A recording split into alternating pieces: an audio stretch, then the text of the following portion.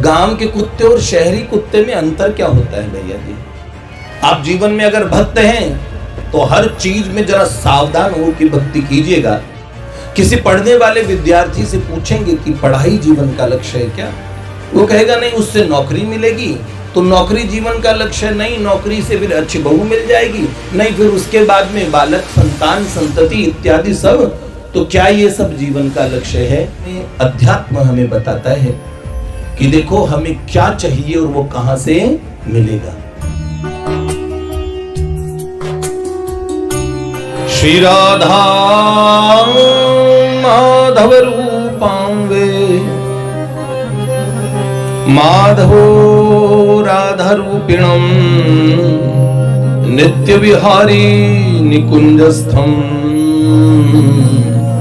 श्री बाबूजी बाबा भजे मेरो मन माणिक गिरवी धर्यो श्री नंद नंदन के पास हरि प्रेम व्यास इतनो बड़ी हो सखीना छूटन की आस। जय राधे राधे गोविंद गोविंद राधे राधे राधे गोविंद गोविंद राधे राधे गोविंद गोविंद राधे राधे राधे गोविंद गोविंद राधे राधे राधे गोविंद गोविंद राधे राधे राधे गोविंद गोविंद राधे राधे राधे गोविंद गोविंद राधे राधे राधे गोविंद गोविंद राधे। जय जय श्री राधे श्री लाडली लाल की जय भक्तवत्सल भगवान की जय अनंत कोटि सब संत महात्माओं की श्री सद्गुरुदेव भगवान की जय जय श्री राधे श्याम माधव प्यारे की प्राण हमारे की नैनन तारे की बंसी वारे की कृपामयी सरकार की करुणामयी सरकार की बोल बरसाने वारे की जय। कैसे हैं आप सभी लोग? देखिए यहाँ पे हमें आदेश हुआ था, जो यहाँ गौरव भैया के घर का हाई कमान है, वहाँ से ये आया कि भैया जी जाने की जल्दी मत करके आइएगा कि आऊँ आऊँ और जाऊँ जाऊँ वाला सिस्टम ना हो। आप कोई पाठ करने अपने हमारे घर पे ही कीजिएगा, पर जाना मत जल्दी से। एक जगह हमारे नारदीय निकुंज की एक कन्या का कन्यादान भी था, तो फिर मैंने उनको कहा कि भैया, उन्होंने पूछा कब आएंगे, तो मैंने कहा रात को 1 बजे आऊँगा। तो उनका सब रिश्तेदार तो जा चुके होंगे भाई, उन लोगों के तो जो आए, मैंने कोई बात नहीं, मैं रात्रि में लेट आऊँगा। मैंने कमिटमेंट भी उनसे रात में देरी का किया कि मुझे पता था ये कार्यक्रम होगा, ये लोग मेरे को और जल्दी छुट्टी नहीं देंगे। तो आप लोगों में से कौन कौन थक गए हैं बहुत बुरी तरीके से? भूख किसे अभी बहुत लगी है?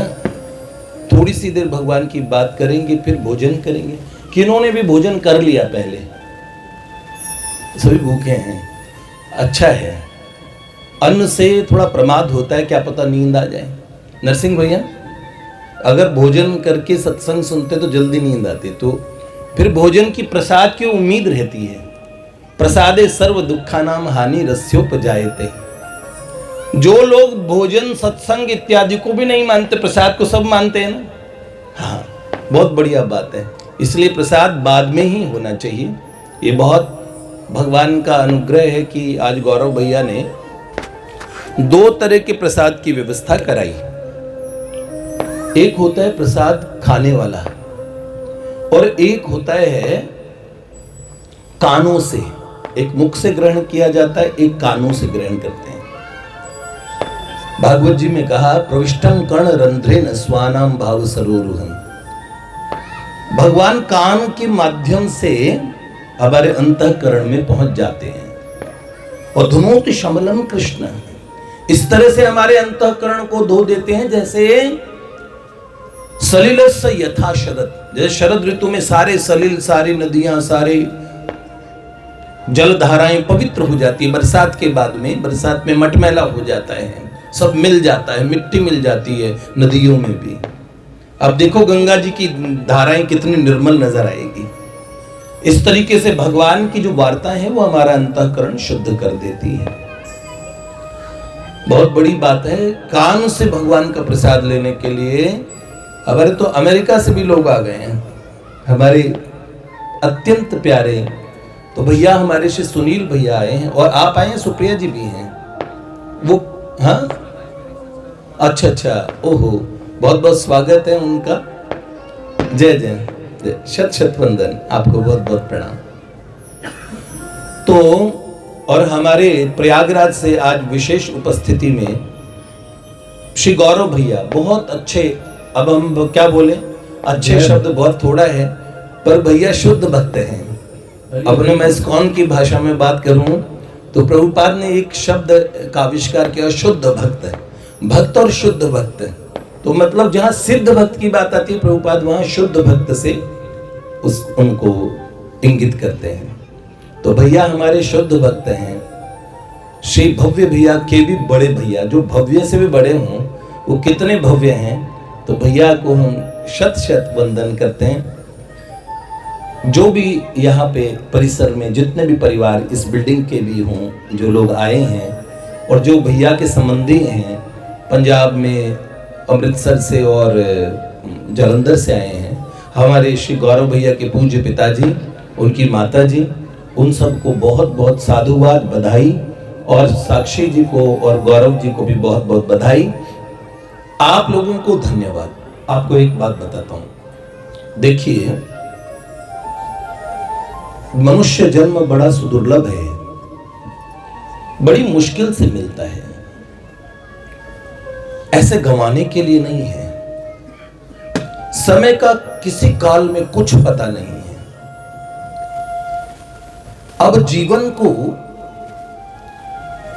अगर हम किसी से एक प्रश्न पूछें, किसी भी सर्वसाधारण व्यक्ति को आप ले लीजिए, किसी भी व्यक्ति को लीजिए, उससे पूछिए जीवन का लक्ष्य क्या है, तो आप लोग कहेंगे जीवन का लक्ष्य आपकी दृष्टि में क्या है। अर्जुन भैया का कल परसों ब्याह होने वाला है, तो इनसे पूछेंगे तो अगर ये उत्तर दें, ये नहीं देंगे क्योंकि ये इन्होंने सत्संग भी सुना है कि जीवन का उद्देश्य बहू, पत्नी। एक बार किसी ने मुझसे पूछा, what is the difference between rural dog and the urban dog. गांव के कुत्ते और शहरी कुत्ते में अंतर क्या होता है भैया जी। मेरा विद्यार्थी था, जब मैं अकाउंट्स पढ़ाता था, तो विद्यार्थी था, उसने पूछा और आविष्कार उसका था कि न जाने और किसी ने किया, पर उसने जो बात कही वो जच गई मुझे। मैंने कहा शहरी कुत्ते और गांव के कुत्ते में पहले क्या अंतर है। तो मैंने कहा देखो, वो जो शहरी कुत्ते, ये जो बिल्डिंग्स में लोग पाल के रखते हैं, जो फर से थोड़े होते ना बड़े, वो बिल्ली को देख के भी घुस जाते हैं घर में, वो वाले ऐसा। और ये ग्रामीण कुत्ते का अभिप्राय उसका जो गलियों में घूमते हैं, ये देसी कुत्ते हैं, देसी। तो फिर मैंने कहा तुम बताओ भैया, मेरे को तो इनका अंतर खाली दिखने में नजर आता और अंतर। तो उन्होंने कहा जो शहरी कुत्ते हैं वो कहते हैं वाइफ वाइफ वाइफ, ऐसे आवाज लगाते हैं जब भौंकते हैं तो, और ये भौंकते हैं भऊ भऊ भऊ करके, तो वो बहू बहू कहते हैं, वो वाइफ वाइफ कहते हैं। मैंने कहा वाह भैया, तुम्हें नमन है, तुमने इसमें से भी मैसेज निकालिया। एक विद्वान तो मुझे मिले, उन्होंने कहा सारे जानवर भी संस्कृत बोलते हैं। तो मैंने कहा कैसे? उन्होंने बोला देखिए। मैंने कहा बताइए कुत्ता कहाँ संस्कृत बोलता है? उन्होंने बोला वो भ भ आवाज तो निकालता है, भौं भौं करता है, भ शब्द कहाँ से आया? कोई जानवर कू कू बोलता है, कोई च च च आवाज निकालता है, कोई कैसे भी निकालता है। तो मैंने कहा वाह भैया। तो अर्थ निकालने वालों का भी अपना एक समुदाय होता है, पर जीवन का लक्ष्य अर्जुन भैया बताएंगे कि बहू है। जीवन के लिए जीवन साथी मिल गया। किसी पढ़ने वाले विद्यार्थी से पूछेंगे कि पढ़ाई जीवन का लक्ष्य है क्या, वो कहेगा नहीं, उससे नौकरी मिलेगी। तो नौकरी जीवन का लक्ष्य नहीं, नौकरी से फिर अच्छी बहू मिल जाएगी, नहीं फिर उसके बाद में बालक, संतान, संतति इत्यादि सब। तो क्या ये सब जीवन का लक्ष्य है? नहीं। जीवन के लिए आवश्यकताएं हैं, पर जीवन का लक्ष्य क्या है? बस इस बात को हमें जीवन रहते ही समझ लेना है। ये बहुत बड़ी बात है। बाबा तुलसी रामचरितमानस में कहते हैं, साधन धाम मोक्ष करि द्वारा, साधन धाम मोक्ष करि द्वारा, पाए न जेहि परलोक संवारा, पाए न जेहि परलोक संवारा। ये मनुष्य जन्म है और ये साधन धाम मोक्ष कर द्वारा। आप लोग जब एयरपोर्ट जाते हैं, अलग अलग जगह फ्लाइट्स जाती है वहां पे, तो मुझे बताइए आपका लक्ष्य एयरपोर्ट पहुंचने का है कि फ्लाइट में बैठ के कहीं किसी जगह जाने का? ये एक ऐसा प्लेटफॉर्म है, यहां से बहुत जगह की उड़ानें उड़ती है। आप समझ लीजिए इस बात को। इसके आगे की अनंत यात्रा में आपको जाना है, उसकी तैयारी करना। वास्तव में अध्यात्म हमें बताता है कि देखो हमें क्या चाहिए और वो कहां से मिलेगा। आध्यात्मिक जीवन का मतलब क्या कि हमें वस्तुतः चाहिए क्या और वो हमें कहां से मिलेगा। तो सत्संग को इसी जीवन के में अगर हम वास्तव में कोई चीज सेवनीय है, कोई सेवन करने योग्य है, तो वो सत्संग है, जिससे हमें वास्तविक लक्ष्य का पता लगता है। और वो लक्ष्य प्राप्त कहां से होगा? इन दोनों चीजों का पता सत्संग से लगता है। अब आपको एक बात कहें, आप कहेंगे इतनी बिजी हमारी हेक्टिक शेड्यूल रहता है, इतना व्यस्तता के बीच में हम सत्संग कैसे करें? देखो भैया, अगर आपको कोई चीज चाहिए, किसी ने कहा it's not about time, it's about priorities. हम जिस चीज को प्रायोरिटी देते हैं, प्राथमिकता देते हैं, उस चीज के लिए समय निकाल ही लेते हैं। एक बार जिसके लिए हमें समय निकालना चाहिए, अभी निकालना चाहिए। एक बार कर्ण भगवान श्री कृष्ण मिलने गए, कर्ण से मिलने गए कर्ण के महल में। तो कर्ण बालों में तेल लगा रहे थे, तेल लगा रहे थे, तो दाएं हाथ से ऐसे तेल लगा रहे थे। मैं लेफ्टी हूं तो बाएं हाथ से ही सब संकेत करके बताता हूं, मतलब दाएं हाथ से मैंने माइक पकड़ रखा है, तो दाएं हाथ से तेल लगा रहे थे। भगवान कृष्ण अकस्मात, कर्ण बड़ा प्रेम करते थे श्री कृष्ण से, तो जैसे ही श्री कृष्ण आए, कर्ण तेल का पात्र जो हाथ में था वही लेके सामने आके खड़े हो गए और भगवान को प्रणाम करे उससे पहले श्री ठाकुर जी ने हृदय से लगा लिया। पूछा, हे राधे, राधानंद, उनकी माता, उनका नाम राधा था, तो उन्हें राधेय भगवान कहा करते थे। तो बाद में श्री कृष्ण ने कौनतेय बोलने लगे, क्योंकि श्री कृष्ण को तो सब पता ही था।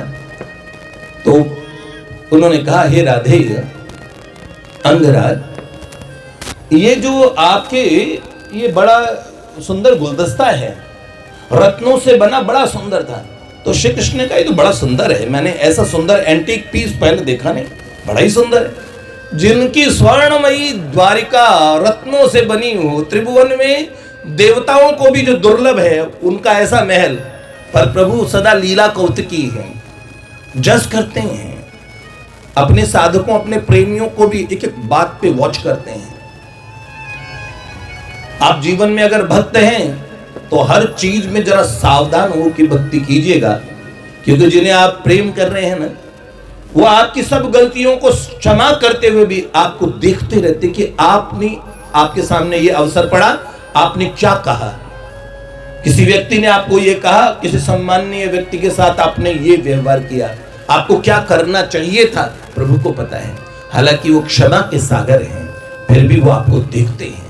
सदा आपका मूल्यांकन करते रहते हैं, पर नंबर आपके मूल्यांकन के हिसाब से कभी नहीं देते। हमेशा प्रोमोटेड पास करते हैं, ग्रेस देते हैं, कृपा के नंबर देते हैं, है ना। तो प्रभु ने ऐसे ही कहा, ये तो अंगराज बड़ी बड़ी सुंदर, ये रत्नमय पात्र बड़ा सुंदर है जिसमें तुमने फूल सजा रखे हैं। तो कर्ण ने कहा, आपको पसंद आया? उन्होंने कहा, हे वृष्ण वंश कुलभूषण, मेरा गौरव है, अगर ये आपको अच्छा लगा तो मैं ये अभी आपको देना चाहता हूं, दे दूं? तो भगवान ने कहा, हाँ क्यों नहीं, दो। तो कर्ण ने बाएं हाथ से उठा के और वो दे दिया प्रभु को पात्र। भगवान ने उसे लिया और हंसने लगे।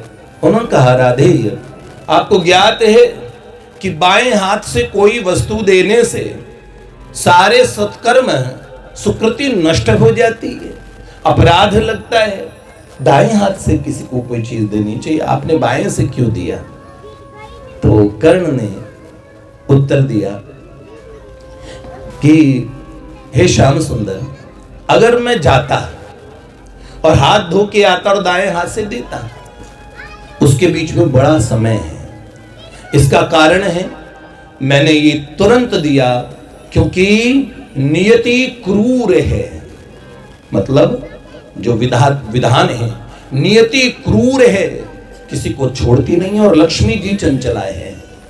आपके पास जो धन है, सामग्री है, वो आपकी श्री है, लक्ष्मी है, और लक्ष्मी जी आज यहाँ है तो कल वहां है। तो भरोसा नहीं है कि इतनी देर तक वो पात्र मेरे पास रहे न रहे। लक्ष्मी जी चंचला है और समय बड़ा क्रूर है, क्या पता अगला कदम उठाते ही मृत्यु आ जाए, उससे पहले अगली सांस भी न ले पाए।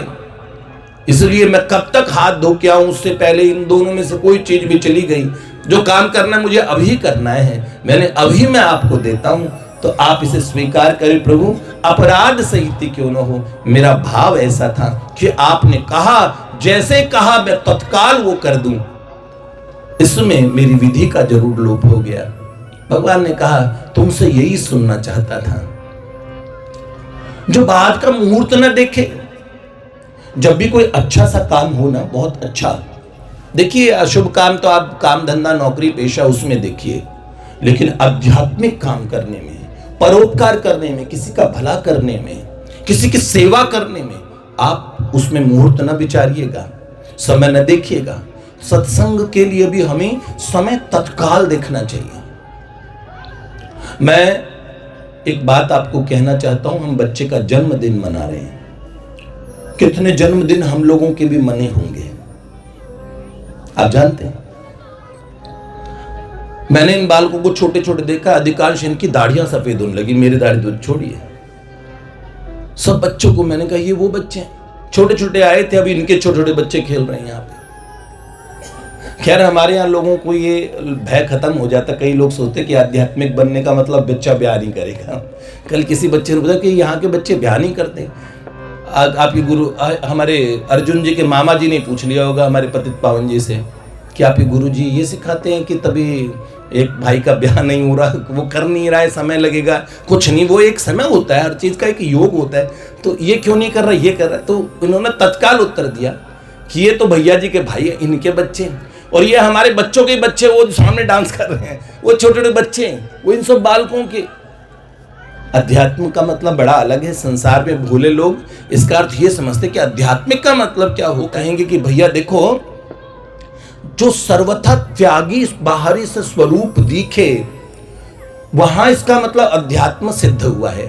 और अगर मैं कह दूं ये भैया, भव्य भैया ने पैंट शर्ट पहनी हुई है और इन्होंने पैंट शर्ट पहनी हुई है और ये बड़े भक्त हैं भगवान के। अरे भक्त ऐसे होते, अंगद जी बैठे जैकेट पहनते, भक्त का भी जैकेट पहनते हैं। अरे तो ये परिभाषा ठीक है क्या अध्यात्म की? अध्यात्म होता है हृदय से, ये आपके मन की भीतर स्तुति होती है।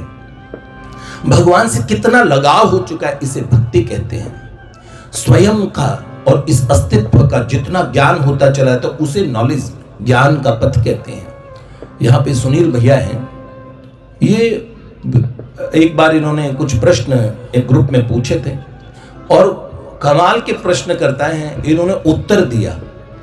उसमें हमारे ऑस्ट्रेलिया की एक बहन संहिता जी ने उत्तर दिए, वो बड़े समीचीन थे, बड़े सही उत्तर थे, लेकिन एकदम परफेक्ट आंसर्स खुद इन्होंने अपने प्रश्नों के दिए। उसमें मैंने वो उत्तर भी पढ़े, बड़े जिनकी वास्तविक में जो बुद्धि अन्वेषणात्मक होती है, खोज करने की होती है, उनको वास्तव में अंतःकरण में भीतर से उत्तर मिलते। भैया जी, ये जो पुस्तकें पढ़ते हैं और बाहर से उत्तर होते हैं ना, ये होते 20%, 80% उत्तर आपके अस्तित्व में आपको विचार करने से भीतर से मिलते, भीतर से प्राप्त होते हैं।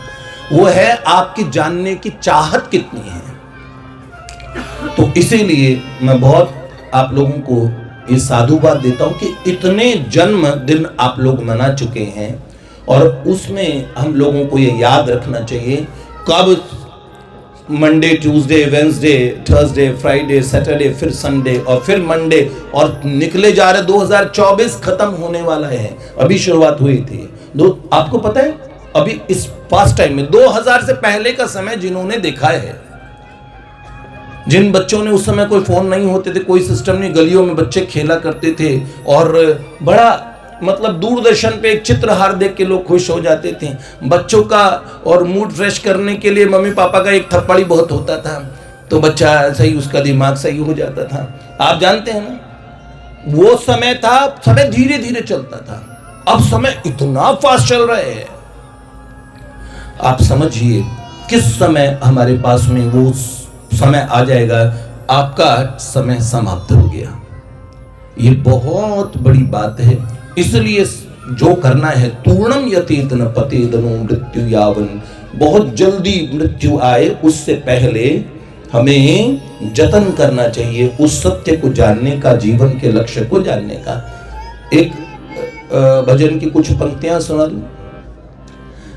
मेरे को हमारे बालक ये कहते हैं कि देखो, जब साधक लोग सारे प्रेमी रस वाले बैठे होते हैं तो हम प्रभु की रसमयी लीलाओं की बात करते हैं। अच्छा सुनिए, चलिए पहले वो तो आपसे मैं मतलब की बात पूछूंगा, आप में से कौन ऐसे हैं जो अपने आप को भगवान का प्रेमी मानते हैं कि हम भगवान से प्रेम करते हैं, थोड़ा ही सही, 5% से, 20% से, 10% से, 2% से, पर हम प्यार तो करते हैं।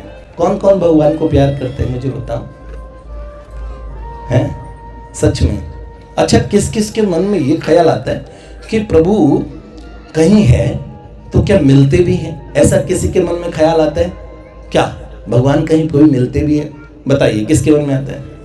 ओ वाह, नहीं, आप जो मिलना चाहते हैं वो भी बता दें कि हम अगर कहीं हैं तो हम तो मिलना चाहते हैं कि प्रभु कैसे, कौन मिलना चाहते हैं? इसमें हाथ पूरा करके बताओ ताकि मुझे कंफ्यूजन है, क्योंकि हाँ आप परफेक्टली आपके उत्तर मिलना चाहते हैं। अच्छा, किनमें से यहां बैठे कोई ऐसे सज्जन भी होंगे जिन्हें अभी तक ये निश्चय ही नहीं हुआ है कि भगवान कहाँ है या नहीं है, या बहुत सारे प्रश्नों के उत्तर दिमाग में जो अनुत्तरित है जिन्हें भी पाना है, मतलब आपकी अभी फाइंडिंग्स तो पूरी हुई नहीं है, आप खोज में हैं। ऐसे कौन कौन लोग जिनके मन में संशय है?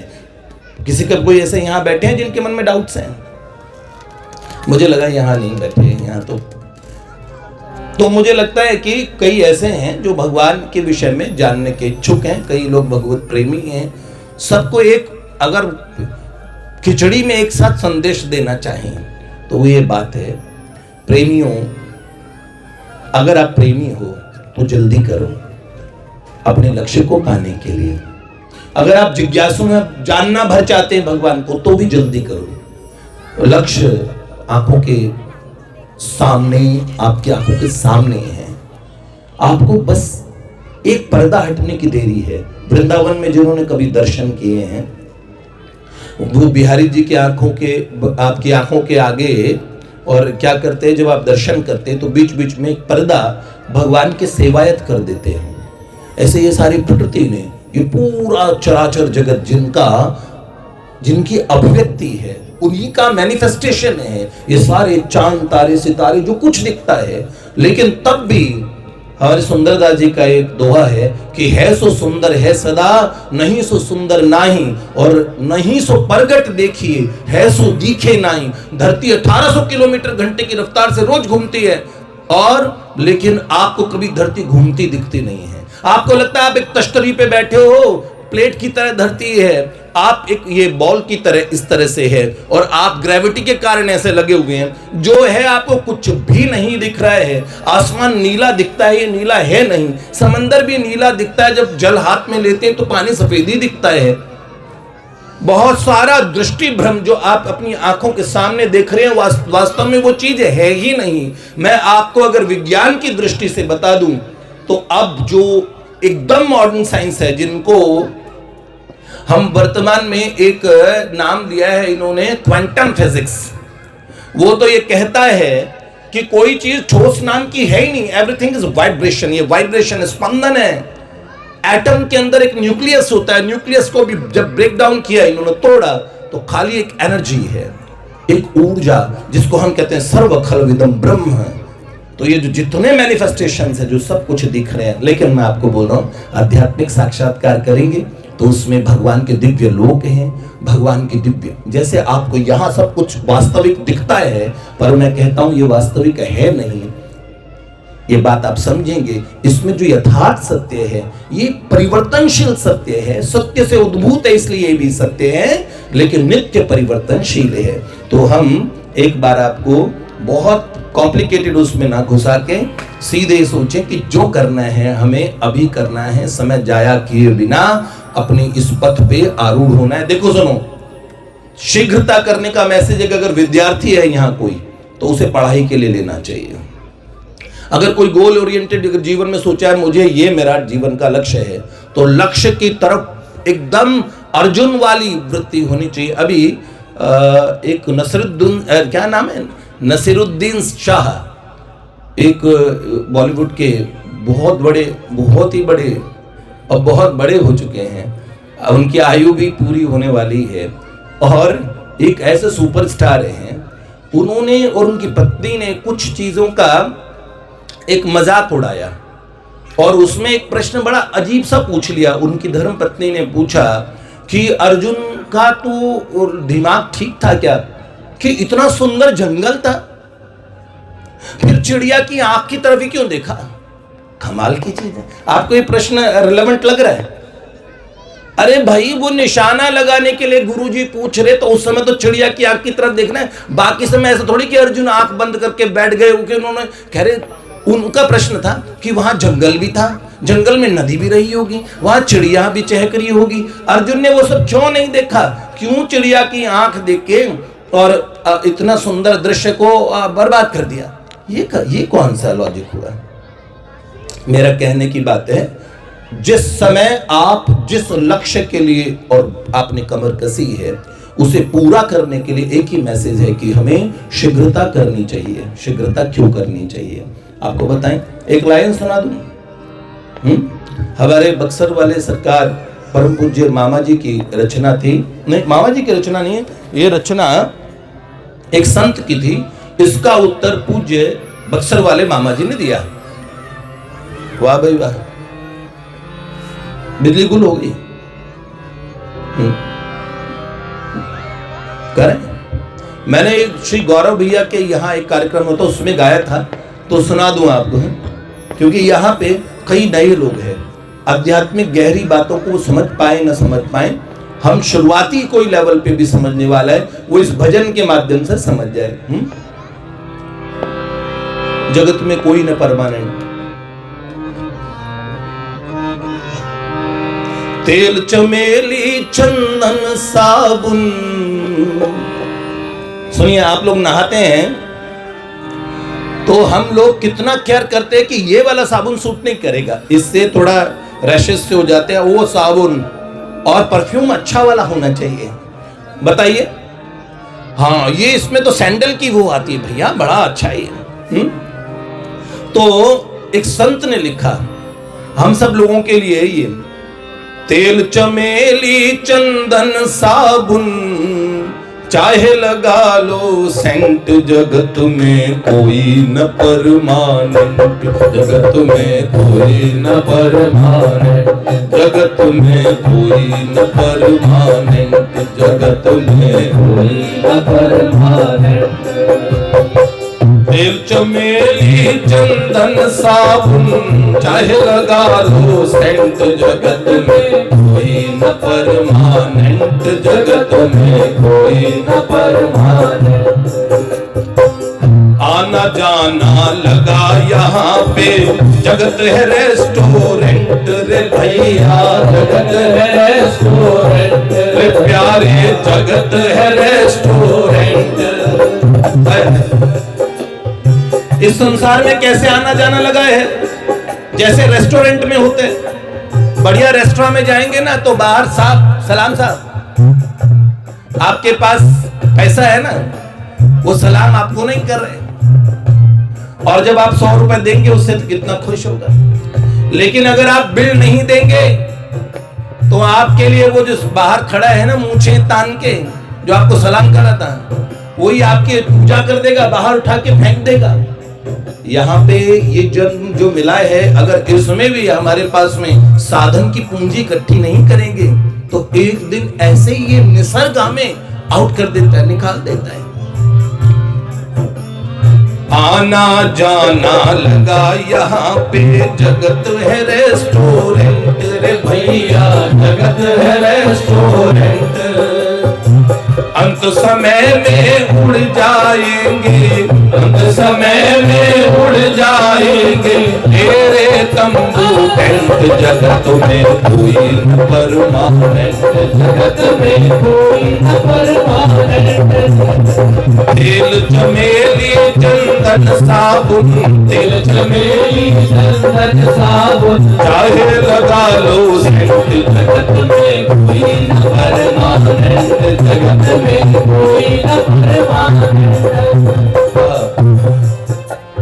हरिद्वार मथुरा और काशी घूमो दिल्ली कैंट रे भैया, घूमो दिल्ली कैंट रे भैया, घूमो दिल्ली कैंट। आपको अगर घूमना है, कई लोग ऊटी में जाते,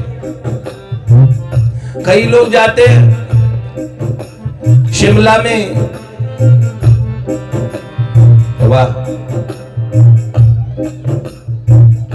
जाते भैया अलग अलग घूमते।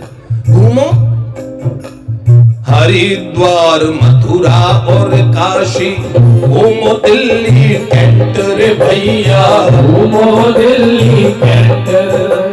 क्या मन में नाम प्रभु का रखो, मन में नाम प्रभु का रखो, मन में नाम प्रभु का रखो, मन में नाम प्रभु का रखो।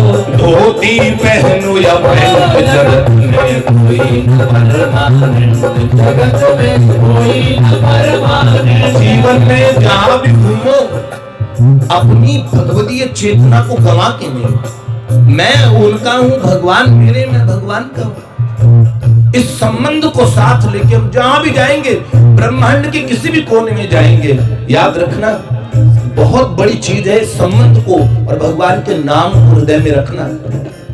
और तीसरी बात क्या, राष्ट्रपति या जनरल कर्नल चाहे हो लेफ्टिनेंट रे भैया, चाहे हो लेफ्टिनेंट। सुनिए, बहुत ज्यादा कोई बहुत ऊंचे परिवार से होता है, आजकल पढ़े लिखे लोग फैशन में एथीस्ट बन जाते हैं, तो उन्हें कहेंगे जरा भगवान का नाम बोलोगे। मैं आपको बता रहा हूं, 15 साल पहले मैं कोई प्रोग्राम में गया, 15 साल हो गए होंगे या 10 साल हुए होंगे, तो मैंने बड़ा एक अलग सा दृश्य देखा कि कोई एक स्टेज पे कोई उन्होंने कुछ बजाया, तो पीछे बैठे यंगस्टर स्टूडेंट्स बैठे थे सारे उस प्रोग्राम में, मुझे बुलाया, तो जैसे वहां थोड़ा बजा तो बच्चे ऐसे जैसे हमारे बच्चे राधे राधे पे गाते हैं ना, श्री राधे, जय श्री कृष्ण बोलो, जय राधे, नमः शिवाय पे गाते हैं, वैसे भैया पीछे बैठे, उधर एक लाइन आई कोला बेरी, तो पीछे सारे cola berry cola berry cola berry. मैंने सोचा ये नया मंत्र इन्होंने क्या इजाद किया, वो बिल्कुल मैंने पहली बार ही सुना और इतना उत्साह से कोला बेरी बोल रहे थे। तो उनकी जो स्टूडेंट्स के टीचर्स थे या जो पढ़ा रहे थे उन्हें, वो लोग भी बोल रहे थे कोला बेरी। तो आप सोचो कितना उत्साह है। लोगों को लगता है कि इस लौकिक जगत में रखते हैं। वास्तव में भगवदीय प्रेमी कभी लगना चाहिए कि भगवदियों की महफिल है, उनका समाज बैठा है, इतना उत्साह होना चाहिए भगवान की वार्ता सुनते हुए। अगर हम किसी भी पोस्ट पे क्यों ना पहुंच जाएं, मैंने देखा कई लोग पढ़े लिखे लोग हैं, वो भगवान का नाम बोलने से बड़े शर्माते हैं, और ऐसी पार्टीज में वो कितना जोश के साथ में रहते हैं। आप जानते हो ना, घर में अगर अब जज साहब भी अपने पोते को खिलाते हुए हम तुतला के बोलने लग जाते हैं, अरे आप इतने बड़े, आप हाई कोर्ट के चीफ जस्टिस हैं और आप इस तरीके से तुतला रहे हैं, अरे क्या बात है, बच्चे को खिला रहे हैं। प्रेम के कारण ये करने को तैयार हैं, लेकिन वास्तव में समझें ये सब पोस्ट है, ये सब पढ़ाइयां हैं, इस बार मर गए तो दोबारा फिर से पढ़ना पड़ेगा। इसलिए राष्ट्रपति या जनरल कर्नल, चाहे वो लेफ्टिनेंट रे भैया, चाहे वो लेफ्टिनेंट, चाहे वो लेफ्टिनेंट, काल सभी को खा जाएगा, काल सभी को खा जाएगा, चाहे लेडीज हो या जेंट्स, जगत में कोई न परमानेंट, जगत में कोई न परमानेंट, जगत में कोई न परमानेंट, जगत में कोई न परमानेंट। संतों की संगत कर लो, क्या संतों से सत्संग कर लो, ये सच्ची गवर्नमेंट रे भैया, ये सच्ची गवर्नमेंट रे भैया, ये सच्ची गवर्नमेंट।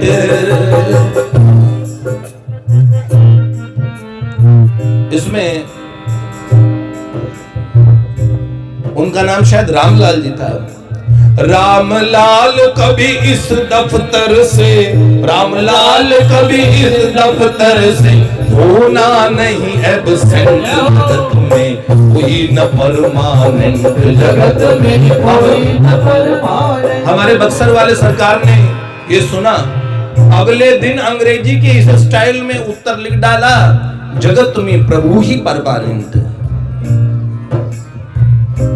आपको रस की बात बताएं, ये परमानेंट नहीं है, इस बात को इसलिए समझाया जाता है कि समय रहेगा नहीं, इसलिए जो काम करना है, अगर हम साधक हैं तो सिंसियरली सोचें कि कब तक।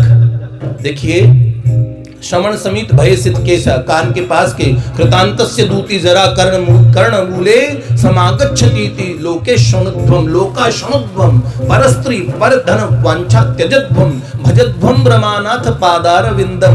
ये इंफॉर्मेशन आ रही है कि अपने लोगों का टाइम पूरा हो रहा है, इसलिए समय रहते हम सब लोगों को तैयार होना चाहिए कि हम जिस लक्ष्य के रास्ते पे हमें चलना चाहिए वहां हम चल रहे हैं कि नहीं चल रहे हैं। बच्चे से बुढ़ापे की तरफ जा रहे हैं, इसीलिए हम प्रार्थना करें प्रभु से, क्या, जहाँ विराजे राधा रानी, जहाँ विराजे राधा रानी, जहाँ विराजे मेरी श्यामा प्यारी, जहाँ विराजे मेरी श्यामा प्यारी, अलबेली सरदार सारिया ले चल मलली हार, सारिया ले चल मलली हार, सारिया ले चल मलली हार, सारिया ले चल मलली हार।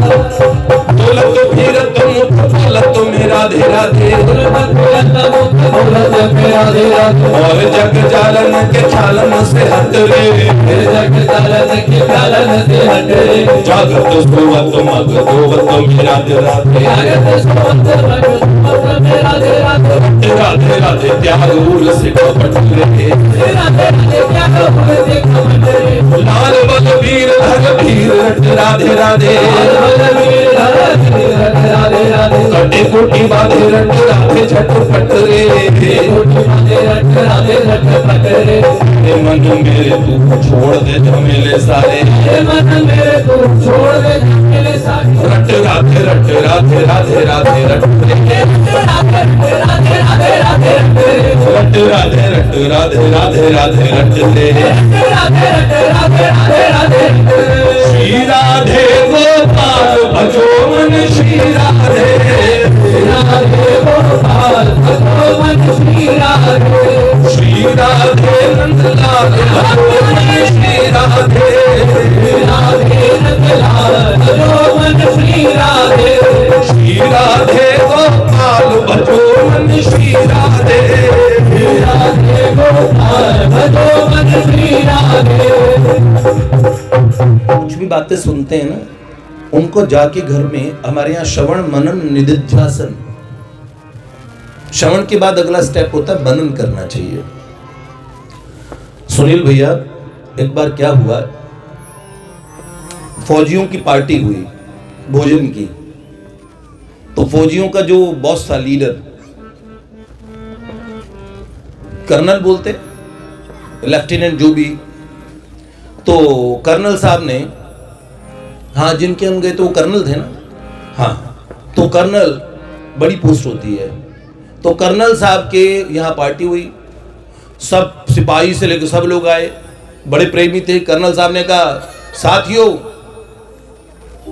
भोजन का समय शुरू हो गया है, हमला ध्यान रहे बचने ना पाए। तो फौजी लोग पाने लगे प्रसाद और छक्के पा रहे थे। तो एक फौजी चीजें पा भी रहा था और बहुत सारी पैक कर रहा था। कोई पॉलिथीन ले गया तो उसके अंदर में कर्नल साहब उसे ही देख लेते हैं। कर्नल साहब ने उन्हें बुलाया और कहा, सुनो इधर आओ। तो उन्होंने कहा, यस सर, क्या कर रहे हो? उसकी पॉलिथीन की तरफ देखा, मुस्कुरा के पूछे, ये क्या किया, ये क्या कर रहे हो? तो बोला, सर जितने निपटा सका, बाकी को कैद करके ले जा रहा हूं, बाकी को गिरफ्तार कर लिया।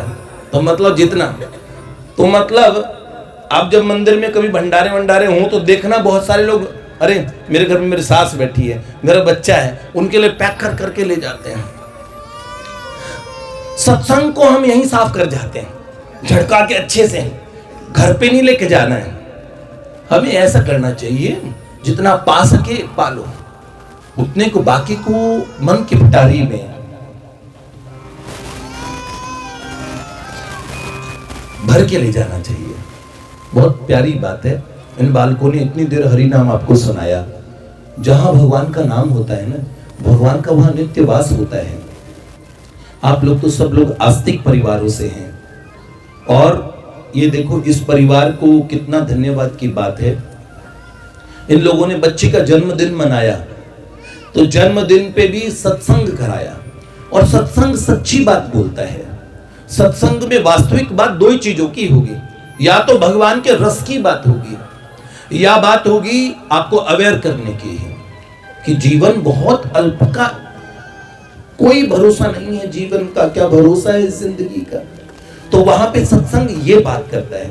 दूसरी बात बताता है आपको, क्या जहां विराजे राधा रानी, सब रसिकों की सरदार, संवरिया ले चल पल्ली पार। तो वास्तविक बात है, एक चीज होती है जीवन में अनुभूति, रियलाइजेशन। तो एक स्तर है रियलाइजेशन का, एक स्तर है जगाने का।